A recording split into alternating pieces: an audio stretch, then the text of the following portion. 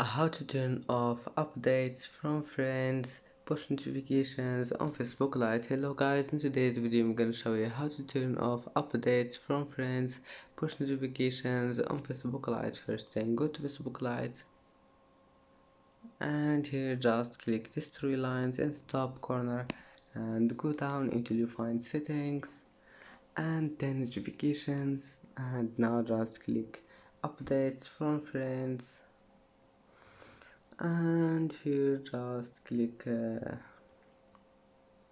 this one, turn it off and go back and it will be saved. And that's it for today's video.